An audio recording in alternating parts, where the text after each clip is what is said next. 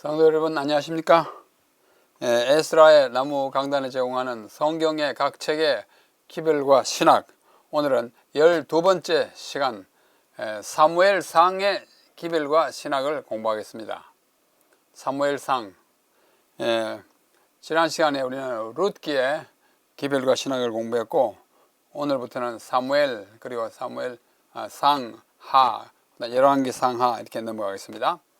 먼저 사무엘상의 표제, 히브리어로 셔무엘, 상과 하를 합쳐가지고 셔무엘 그럽니다.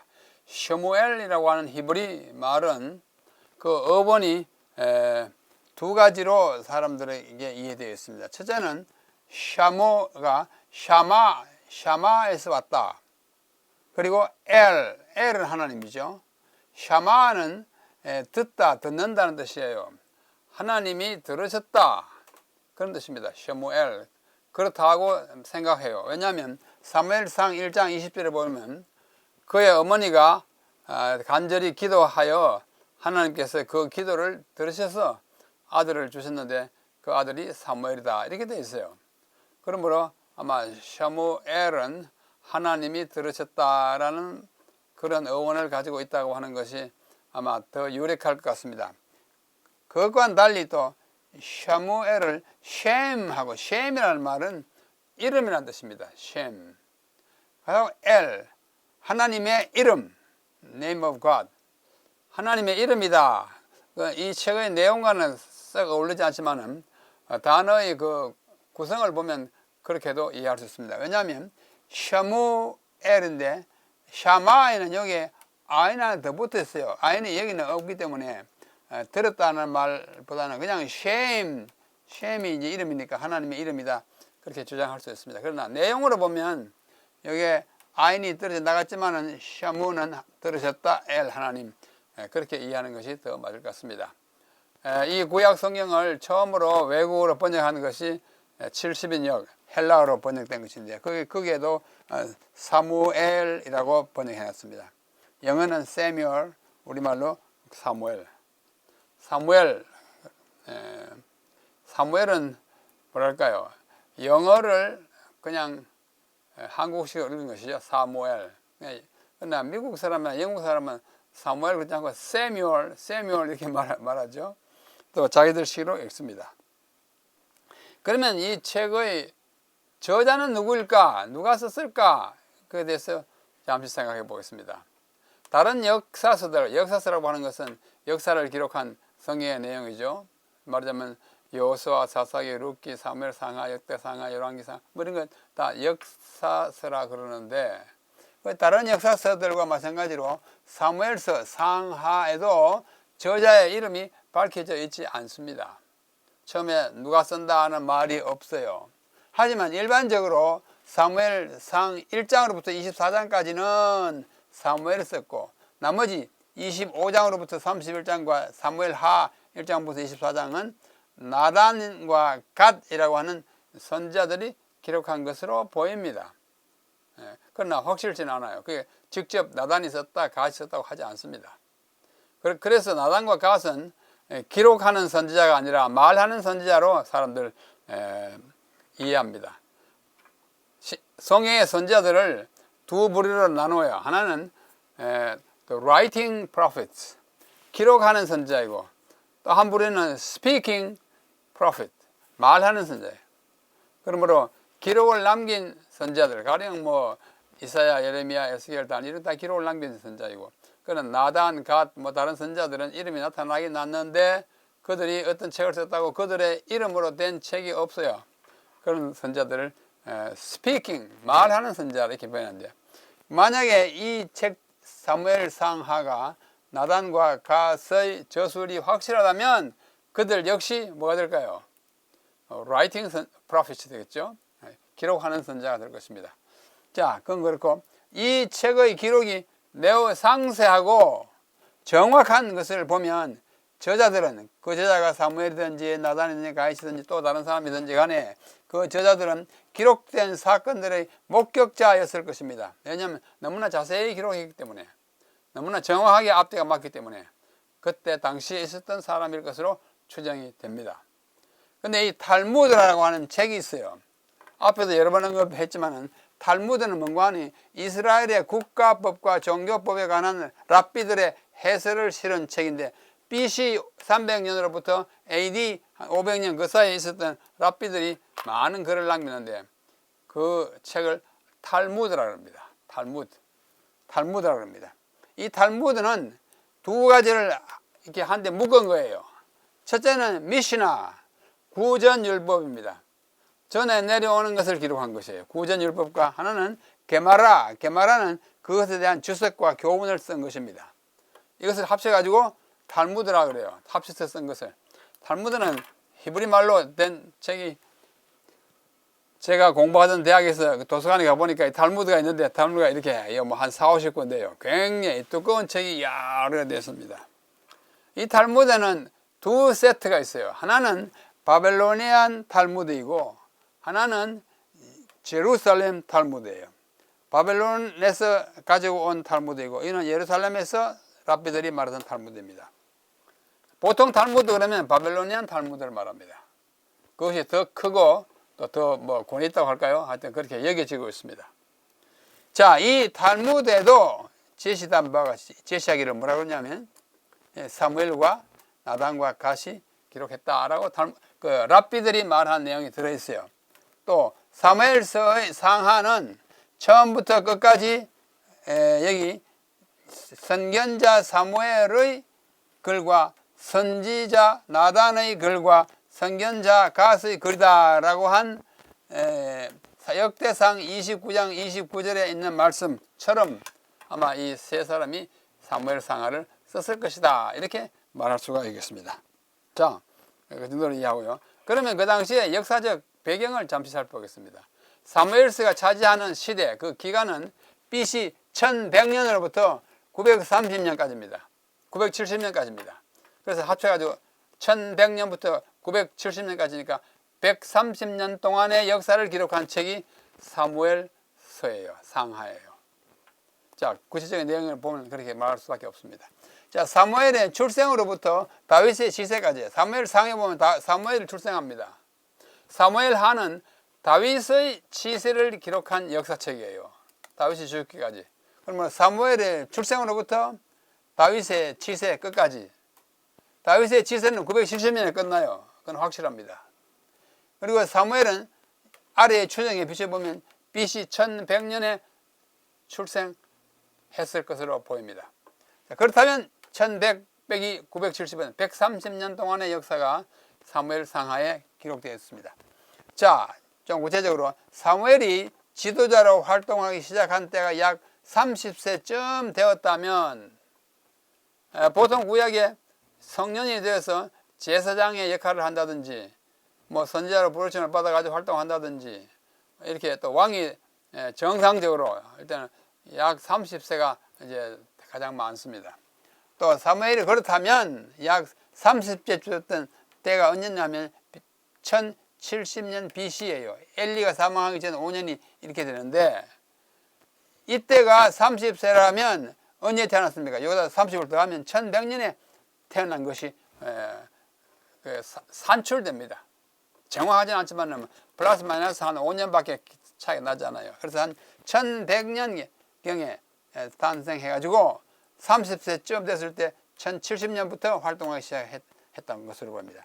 그 다음에 다윗의 치세는 1010년으로부터 왜냐하면 사울이 1050년 경으로부터 40년 동안 1010년까지 왕 노릇하고 그다음 다윗이 그 다음에 왕이 되기 때문에 1010년부터 또 40년 동안 왕 노릇했으니까 40년을 빼면 970년까지이므로 사무엘서가 차지하는 시간은 탄생한 사무엘의 연대 빼기 다윗이 죽은 연대 하면 130년간이 되는 것입니다. 아마 거의 확실할 것입니다. 사무엘이 사사와 제사장으로 활동하기 전에 다른 사사들이 이스라엘을 다스리고 있습니다. 예를 들면 삼손, 입다, 입산, 엘론, 압돈 이런 사람들이 사무엘의 초기 생애 동안에 어릴 동안에 이 사람들이 활동한 것으로 보입니다. 이때 사무엘은 실로에서 성장하고 자라고 있었어요. 어린아이로서.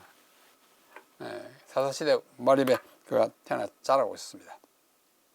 자, 이 시대에 서로 겹치는 시기는 다음과 같습니다. 자, 먼저 블레셋이 압제하던 연도가 40년이에요. 40년간이 언젠가만이 1095년으로부터 1055년까지 사사기 13장 1절에 보면 블레셋이 40년간 압제했다고 이야기 나옵니다. 그 연대를 이렇게 계산해 거꾸로 올라가면 1095년에서 1055년 40년 동안 블레셋이 억압했고, 이 기간 중에 또 다른 40은 엘리가 사사로서 활동한 것이 40년인데 그것은 1115년부터 40년 빼니까 1075년이에요. 사무엘상 4장 18절에 의하면 그렇습니다. 1115년은 1095년보다도 더 앞이잖아요. 요거 겹쳐요. 겹치는 시기를 지금 말하고 있습니다. 그러면 블레셋이 억압할 때 하고 엘리가 제사장할 때 하는 부분적으로 겹칩니다. 그 다음에 언약궤가 기럇 여아림에 머문 기간이 75년이에요. 굉장히 긴 동안에 이 언약궤가 뺏겨가지고 이방에 가 있었습니다. 그것이 언제부터인가니 1075년 엘리가 죽을 때, 엘리가 이 언약궤가 뺏겼다는 것을 듣고 놀라가지고 어제서 꼬꾸라져서 죽지 않았습니까? 그 해가 75년이에요. 1075년부터 1000년까지 이때까지 언약궤가 기럇 여아림에 머물렀습니다. 사무엘상 7장 이제 역대상에 보면 나와 있습니다. 또 40년, 사무엘이 사사 시기도 약 40년이에요. 언제부터냐? 1055년부터 1015년까지예요. 이렇게 추정할 수 있습니다. 그 다음에 또 사울의 지세도 40년이에요. 1050년에서 1010년까지. 이게 겹칩니다. 1055, 1050에 들어가죠? 겹쳐요. 겹치는 경우예요. 그 다음에 다윗의 지세는 그 다음이잖아요. 1010년부터 다시 40년, 970년까지 이렇게 되어 있습니다. 이렇게 사사시대에 마리옵에 블레셋이 억압하는 것과 그 다음에 제사장 엘리가 사사 노릇하는 것과 언약궤가 뺏겨간 시기와 그 다음에 사무엘이 사사하던 때와 그 다음에 사울이 치세를 하고 다윗으로 이어지는 이게가 조금씩 이렇게 겹쳐서 이렇게 진행되었다는 것을 보여드리는 것입니다. 그러면 그 당시에 종교적인 상황은 어땠느냐 한번 살펴보겠습니다. 이 시대는 여전히 우상숭배와 부도덕이 만연한 때였어요. 아주 참 백성들이 타락한 뜻입니다. 사사시대에 자꾸 타락했고 하나님께 불순종하기 때문에 이방 민족이 아주 억압하고 그러지 않았습니까? 그것이 아직도 계속되고 있었어요. 자, 예를 들면 사무엘상 7장 3절에 한번 읽어보십시다. 얼마나 그들이 하나님 앞에서 올바르게 행동하지 않았다는 사실을. 사무엘이 이스라엘 온 족속에게 말하여 이르되 만일 너희가 전심으로 여호와께 돌아오려거든 이방 신들과 아스다롯을 너희 중에서 제거하고 너희 마음을 여호와께로 향하여 그만을 섬기라. 잘 섬기면 이 말 하겠습니까? 자꾸 우상 숭배하고 아스다롯 섬기니까 그거 다 버리고 여호와께로만 돌아오라. 그리하면 너희를 블레셋의 손에서 건져내시리라. 이방 민족의 억압을 받고 있는 것은 그들이 우상을 숭배하고 나쁜 일을 하고 있었기 때문입니다. 징벌 받는 거예요. 그 당시 종교의 상황이 이렇습니다. 엘리는 제사장이잖아요. 언약궤가 블레셋에게 뺏겼다 하는 소리를 듣고 너무 놀라가지고 그만 기절해서 쓰러져 죽었습니다. 그 엘리는 제사장으로서 충실했어요. 열심히 잘하려고 노력했지만은 그러나 항상 그의 자녀 교육에 문제입니다. 많은 사람들이 그런 어려움을 겪죠. 그의 아들을 교육하는 일에는 실패하여 그의 집에 심판이 선언되었습니다. 특별히 사무엘상 2장 22절로 36절에 보면 이 엘리의 두 아들이 홉니와 비느하스인데 이 두 아들이 참 망나니였습니다. 뭐 성막에서 봉사하는 여인들을 잡아다가 이제 강제적으로 성폭행을 하고 아주 나쁜 일을 했어요. 그 다음에 제물을 갖다가 바치면 그 중에 좋은 걸 빼봐가지고 자기들이 먹고 뭐 이런 짓을 나쁜 일을 했으니까 하나님이 그들에게 벌 주시기로 말씀할 수밖에 없었습니다. 여호수아 시대로부터 엘리 시대까지 회막과 언약궤가, 회막은 무엇이고 언약궤는 무엇입니까? 이스라엘 백성들에 있어서 신앙생활, 종교생활에서 가장 중요한 것이 회막입니다. 회막 가운데 가장 중요한 것은 뭐예요? 언약궤예요. 이 시설, 언약궤라는 궤와 그 다음에 회막이라고 하는 전체 막이 같이 있어야 돼요. 그 안에 있어야 되는데 때때로 그렇게 하지 못하고 분리되어 있는 시기가 있습니다. 여호수아 시대로부터 엘리 시대까지 회막과 언약궤는 실로는 베델로부터 북쪽으로 9마일 약 15km에 위치해 있어요. 실로에서 올라가면 베델로부터 올라가면 실로가 있어요. 거기에 위치해 있었습니다. 그러나 엘리가 죽던 때, 그 소식을 듣고 죽었잖아요. 언약궤가 빼앗겼을 때입니다.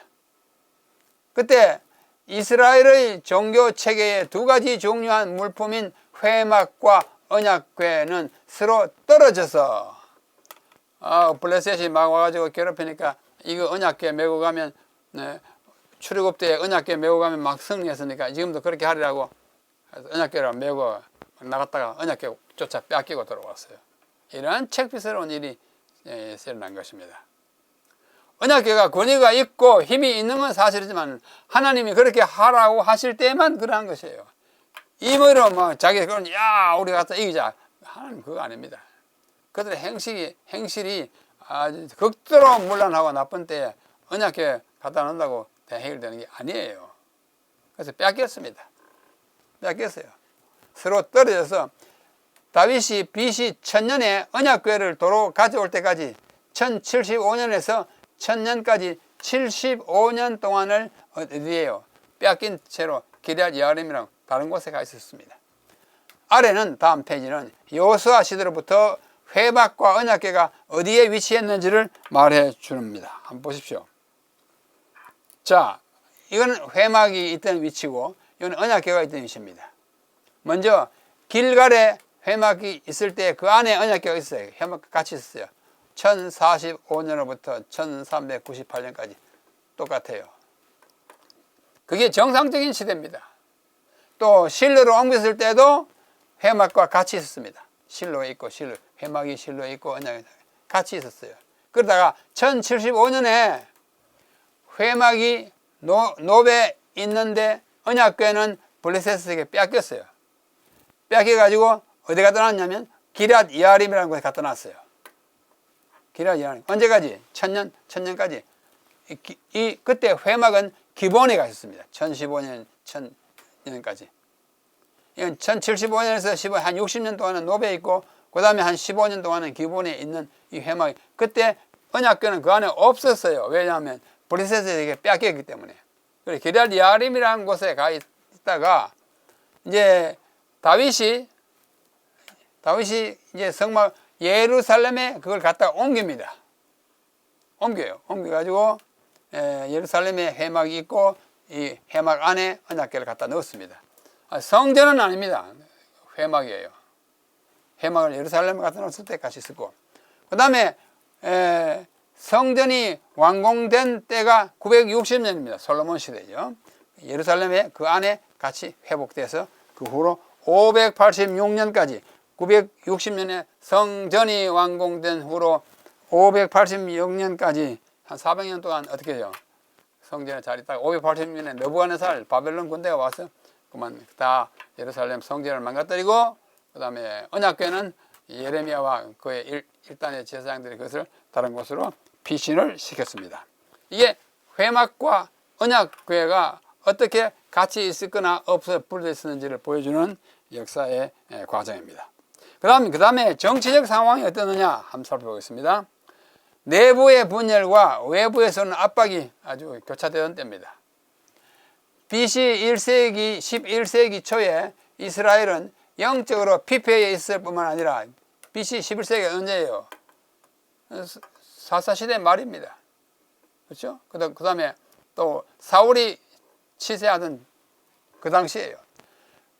정치적으로도 매우 혼란한 상태였어요. 사사시대의 시대상이 여전히 그대로 있었고 사사시대의 시대상이 뭐예요? 그때는 왕이 없었으므로 모든 사람들이 각기 자기 마음에 옳은 대로 행했다 하는 그런 사회적 풍토가 여전히 계속되었고 그렇죠? 중앙 집권적 지도자는 아직도 나타나지 않았어요. 아직도 나타나지 않았어요. 한참 후에 이제 사울이 나타납니다. 사무엘과 그의 아들들이 사사처럼 다스렸고, 때로는 비느하스와 엘리 같은 제사장들이 다스려. 비느하스는 누굽니까? 아론의 손자잖아요. 이는 엘리의 아들, 아까 홈리와 비느하스 같은 사람들이 다스렸는데 그 행실이 옳지 않아가지고 아주 사회상이 정치적으로 엉망이었습니다. 또 외부에서는 압력이 대단히 컸어요.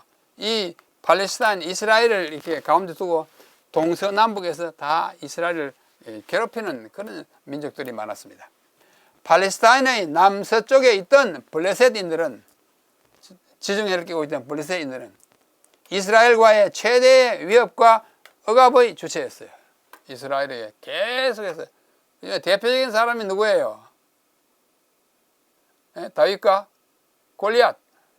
골리앗이 주체였다. 그뿐만 아니라 북쪽의 아람 수리아인들과 요단 동편에 사는 민족들도 끊임없이 이스라엘을 괴롭히고 공격하였습니다. 동편에 누가 있어요? 암몬, 모압, 또 남쪽에 가면 에돔, 계속 이스라엘을 괴롭혀 왔습니다. 그러다가 다윗이 등장해요.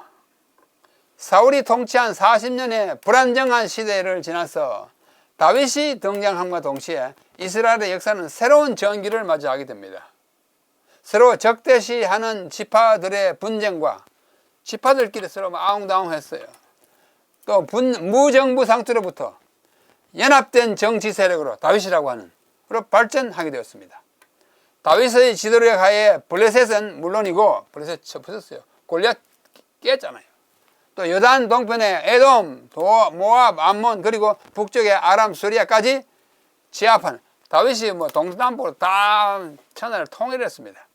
제압하는 새로운 역사를 쓰게 돼요. 그들 민족들은 이스라엘의 봉신국이 되었고, 블레셋과는 평화조약을 맺었습니다. 봉신국이 뭐냐면은 나라와 나라 사이에 주종 관계가 있을 때 그 종속되는 나라를 봉신, 책봉된 신하 나라라고 그랬어요. 그래서 에돔, 모압 이런 것들 다 봉신국이 되고, 그 다음에 다윗은 종주국이 돼요. 봉신국의 반대가 종주국입니다. 이제 황제가 밑에 다른 왕들이 있는 것처럼 이게 지배를 받는 그런 나라가 된 것입니다. 자, 여기 지도를 잠깐 보겠습니다.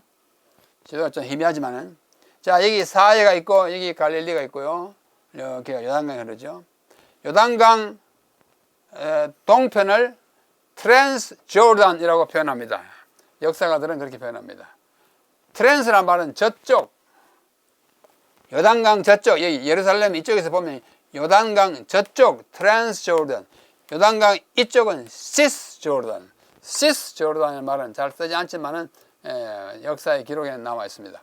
시스 조단, 요단강 이쪽, 트랜스 조단, 요단강 저쪽. 그래서 우리는 예루살렘이나 이스라엘이 있지 않기 때문에 그냥 동편, 서편 이렇게 말합니다. 요단강 동편, 요단강 서편. 요단강 서편에는 필리스티아, 여기 블레셋이 있고, 이쪽 밑에는 뭐예요? 미스라임, 애굽이 있었어요. 남쪽에. 항상 쳐들어가고 쳐나오고 이렇게. 그 다음에 요단강 동편, 트랜스 조단에는 세 민족이 있어요. 암몬과 모압과 에돔. 에돔은 이제 사해 남쪽에 있었는데요. 계속해서 쳐들어와요. 여기가 이스라엘이잖아요. 블레셋이 쳐오고, 애굽이 쳐오고, 암몬, 모압, 에돔, 멀리서 또 아수르가 쳐들어오고, 바벨론을 쳐들어오고, 그랬어요. 헷도 있고. 이런 상황 가운데 진행되는 역사가 사무엘상입니다. 자, 이 사무엘상의 내용을 그 개요를 좀 살펴보겠습니다. 개요입니다. 주제는 이스라엘의 신정국가로 세움. 이스라엘을 신정국가로. 지금까지는 국가가 아니에요. 뭐예요? 사사가 지배하는 굉장히 좀 난립된, 서로 싸우고 다투고 외국에 와가지고 억누르고 그런 아주 불안정하고 혼란된 시대에다가 하나님이 인간을 통하여 통치하는 나라 신정, 하나님이 통치하는 국가로 세웁니다. 그 세운 첫 번째 왕이 사울이에요. 근데 사울이 실패했어요. 그래서 세운 왕이 다윗이에요. 그래서 사무엘상은 사울 시대까지 말씀하고 있습니다. 사무엘의 출현과 통치. 사무엘이 이제 출전하는 거예요. 사무엘 1장에 사무엘이 이제 탄생합니다. 사무엘의 봉사를 위한 준비 1장으로부터 3장까지인데 1장에는 출현과 봉헌 이 아이를 지금 사무엘을 제사장 엘리에게 갖다 맡기는 장면이에요. 그림 참 아름답죠. 출생과 봉헌, 성장과 하나님의 부르심. 3장에 보면 사무엘아 부르시 어린 사무엘을 부르십니다. 그 다음에 사무엘이 이스라엘을 통일시킵니다. 언약궤가 블레셋을 심판하고 언약궤가 이스라엘을 심판하고 블레셋과 격돌이 벌어집니다. 이스라엘이 왕을 구하는 일이 8장에 있고 그 다음에 이어서 사울이 이제 통치에 출현합니다. 백성이 사울을 택했어요. 뭘 보고 택했어요? 인물 보고 택했어요. 호대 크고 아주 인물 잘생겼어요. 우리의 왕이 되겠다고 그러세요. 그러나 얼굴만 보고 택하는 것은 그렇게 지혜롭지 못합니다. 그러나 그가 정말 어느 정도 열심히 하려고 했지만은 하나님께 전적으로 순종하지 않아서 그는 나중에 실패한 왕으로 끝납니다. 백성이 사울을 택해요. 사울의 용사로서의 외모가 아주 출중했습니다. 그래서 이스라엘의 왕으로 기름 부음을 받는 것이 10장이 있고 사울이 왕으로 확정돼요. 요단 동편의 암몬족을 나가서 쳐붓습니다. 퇴치합니다. 그래야 사람들이 우리 사울 왕 저기 암몬족을 퇴치했다. 우리 왕이다. 그리고 굉장히 온 국민적인 환영을 받는 장면이 여기 나옵니다. 11장에.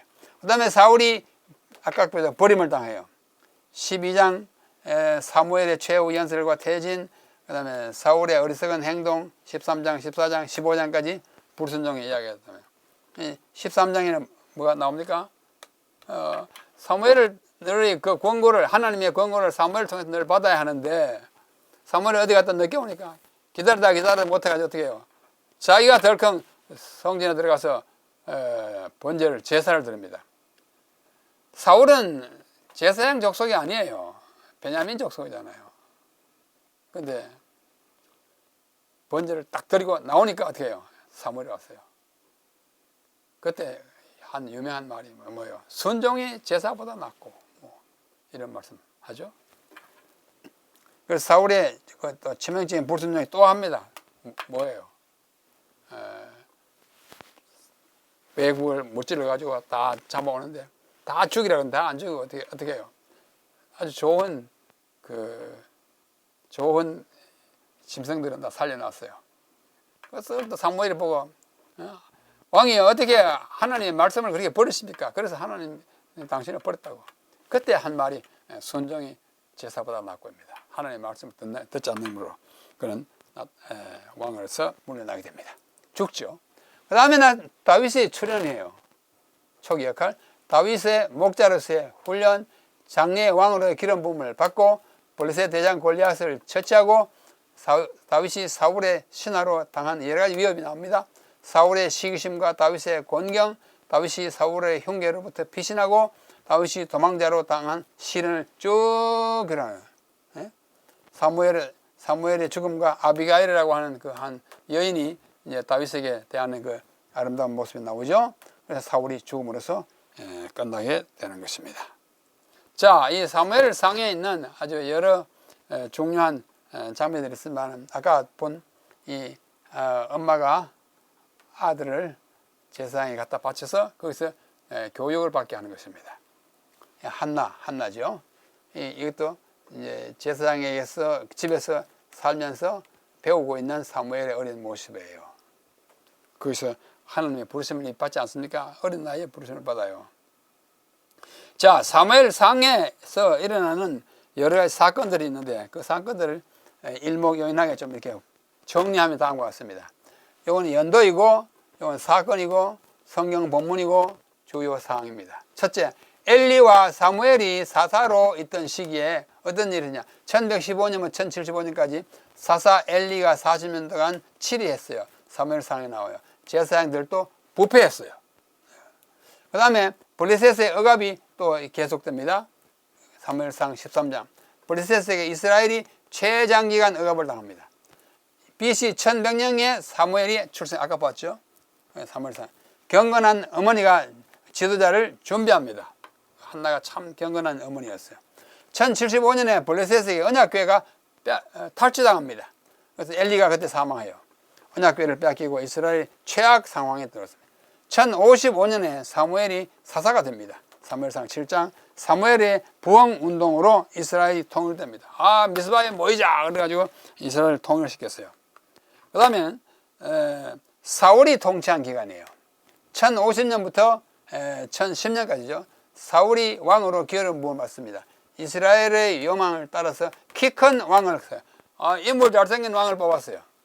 그 다음 1045년에 사울의 첫 번째 전투 누구요? 암몬을 막 이겨가지고 굉장한 그 호응을 받습니다. 1030년에 사울이 사무엘을 기다리지 못하고 이제 정말 그 번제를 드림으로 말미암아 하나님께 불순종하는 일이 나와요. 전투에 가서 사무엘을 도움을 받아 하는데 기다리다가 내가 하지 하고 갔어요. 1025년에 사울이 아말렉과 전투 후 불순종, 사무엘 이건 아말렉과 싸우고 나서 그 전리품을 다 없애라 그러는데 그 양과 모든 걸 다 살려놨어요. 나중에 왜 이 살렸냐 하니까 하나님께 제물로 드리려고 했다. 아니야, 순종이 제사보다 더 나아, 그렇게 말씀하는 거예요. 성전. 그 다음에 24년에 사무엘이 다윗에게 기름을 붓습니다. 기름을 앞으로 왕이 될 거라고. 그 다음에 사울이 통치하는 계속합니다. 1023년에 다윗이 엘라에서 골리앗을 죽입니다. 믿음과 순종을 통한 권세를 보여줍니다. 그 다음 18년에 다윗이 사울에게 도망갑니다. 사울이 죽이려고 하기 때문에 다윗을 시기했습니다. 1016년에 사울이 노브의 제사장 85명을 죽입니다. 이게 참 사울이 아주 나쁜 일을 했어요. 그 다음에 또 사무엘이 라마에서 죽습니다. 1015년경에 사무엘이 한 모든 일들을 기록하고 있습니다. 자, 이것이 바로 다윗과 골리앗의 그 전투 장면을 시대에 따라 화가에 따라 다르게 그린 그림입니다. 이 좀 오래됐죠. 1888년에 다윗과 골리앗, 오스마르 쉰들러라고 하는 사람이 그린 그림입니다. 물맷돌을 휙 들어오겠죠. 그다음 이건 조금 생생하게 물맷돌을 여기가 이마에도 상처를 입혀서 거꾸로 때린 다음에 골리앗이 차고 있던 검을 빼봐가지고 그에 좀 잔인하게 보이지만 머리를. 자, 이거는 물맷돌을 날아가고 있습니다. 빵 하겠죠. 그런 것이. 자, 이것이 그 유명한 미켈란젤로의 다윗의 모습입니다. 자, 이것은 다윗이 악기를 연주하면 사울이 싹 듣고 마음이 좀 풀리긴 했는데, 그러나 영 다윗에 대한 마음을 고치 먹지 않고 나중에 다윗을 죽이려 하기 때문에 다윗이 도망가고, 그러한 장면입니다. 자, 이것은 사무엘이 탄생했고 죽었던 라마라고 하는 곳에 사무엘 무덤 교회입니다. 무덤 교회가 아니고 무덤을 가지고 있는 건물이에요. 자, 저는 이 사무엘상을 공부하거나 또 가르칠 때마다 아주 특별하게 이 배워야 할 교훈을 늘 생각합니다. 그것은 다윗과 요나단의 우정이에요. 다윗과 요나단 다 아시잖아요. 참된 우정의 7대 특징이라 제가 요약합니다. 다윗과 요나단의 우정이 참된 우정인데 그 우정의 7가지 특징은 첫째, 마음이 하나 되는 것입니다. 골리앗을 죽인 후에 사울이 백성들의 마음이 다윗에게 막 가는 걸 보고 그걸 시기가 죽이려 해요. 다윗이 사울에게 말하기를 마침에 요나단의 마음이 다윗의 마음과 하나가 되어 요나단이 그를 자기 생명같이 사는, 마음과 마음이 하나 되는 것이 참된 우정의 첫 번째. 마음이 안 맞고는 어떻게 우정이 생길 수가 없습니다. 친구가 될 수가 없어요. 둘째는 심히 좋아한다 그랬어요. 사무엘상 19장에 활을 쏘아 다윗을 죽이려 한 다음에 사울이 그의 아들 요나단과 그의 모든 신하에게 다윗을 죽이라 말하였더니 사울의 아들 요나단이 다윗을 심히 좋아하므로. 여러분은 여러분의 친구를 얼마나 좋아하십니까? 좋아해야 우정이 생기죠. 지속적으로 우정이 생기는 것입니다. 둘째 요소는 심히 좋아하는 것입니다. 셋째는 소원을 허려주는 거예요.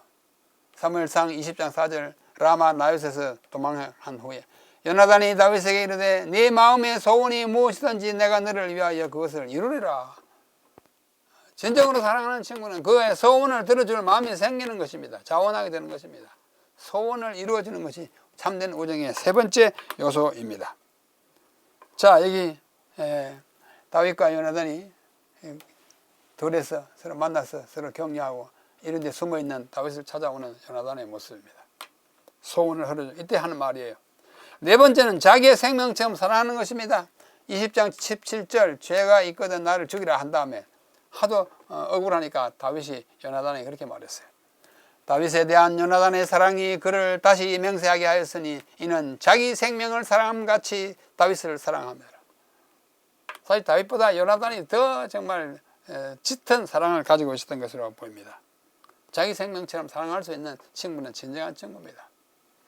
다섯 번째는 위하여 슬퍼하는 거예요. 요나단을 죽이려 할 때 심히 노하여 식탁에서 떠나고 또 아버지 사울왕이 다윗 그 자리에 없고 어디 갔냐? 회식 자리에서 막 그를 죽이라고 말합니다. 그래서 화가 나가지고 자기도 떠나요. 그 달의 둘째 날에는 먹지 아니하고 금식했습니다. 요나단이 다윗을 위해서 이는 그의 아버지가 다윗을 욕되게 하였으므로 다윗을 위하여 슬퍼하며 동고동락하는 것입니다. 친구의 아픔을 진정으로 같이 아파주고 슬픔을 같이 슬퍼줘. 자, 여섯 번째는 같이 울어주는 거예요. 화살을 줍는 아이와 함께 광야에 다윗을 찾아갔을 때 아이가 가매 다윗이 곧 밥이 남쪽에서 일어나 땅에 엎드려 세 번 절하고. 왜? 요나단은 친구긴 하지만서도 나이도 많고 한 왕자잖아요. 세 번 절했어요. 서로 입 맞추고 같이 울되 다윗이 더욱 심하더라. 같이 울어주는 친구, 제 진정한 친구예요. 친구의 아픔을 같이 아파주고 같이 울어주는 친구, 정말 감동적인 친구입니다. 마지막 일곱 번째는 하나님을 의지하게 하는 친구입니다. 10 황무지에 숨었을 때 다윗이 사울의 아들 요나단이 일어나 숯불에 들어가서 다윗에게 이르러 그에게 하나님을 힘있게 의지하게 하더라.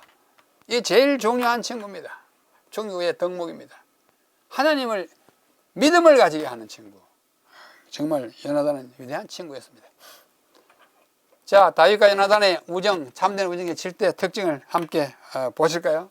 자, 1. 서로의 마음이 하나가 됨. 2. 서로를 심히 좋아함. 3. 서로의 소원을 이루어줌.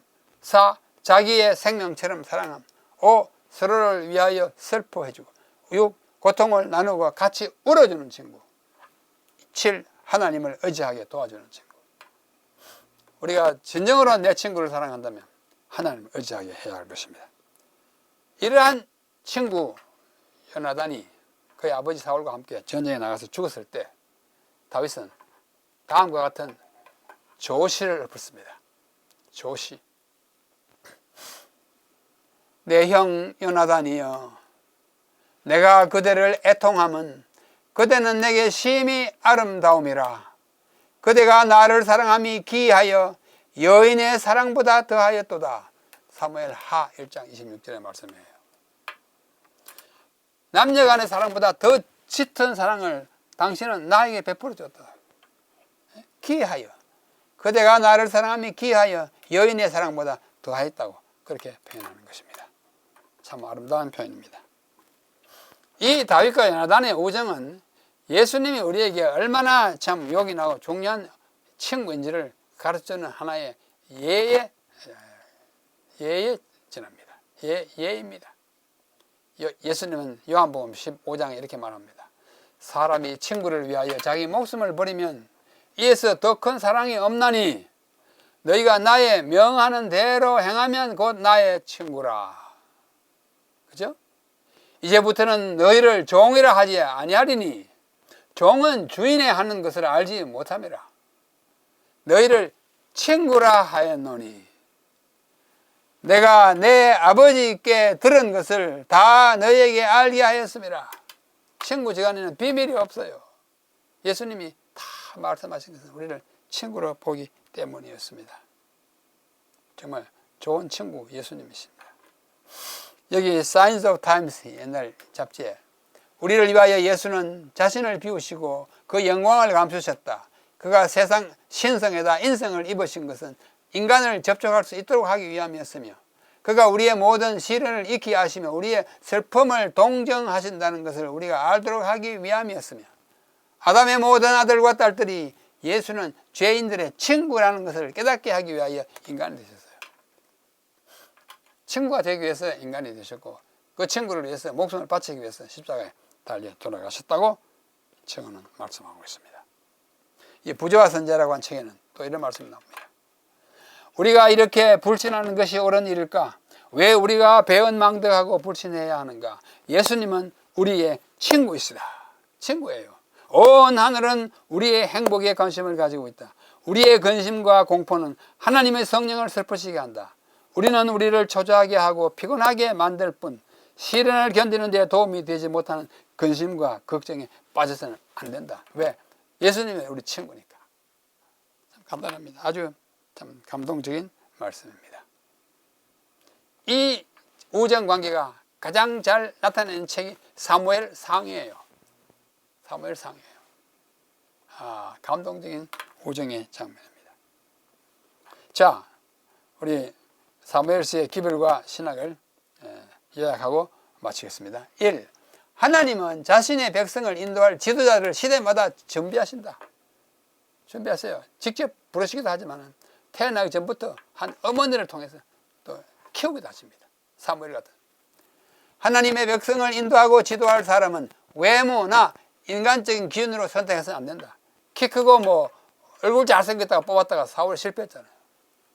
하나님의 종은 하나님의 말씀에 절대적으로 순종해야 인정을 받고 성공적으로 볼상할 수 있습니다. 순종이 정말 제사보다 나아요.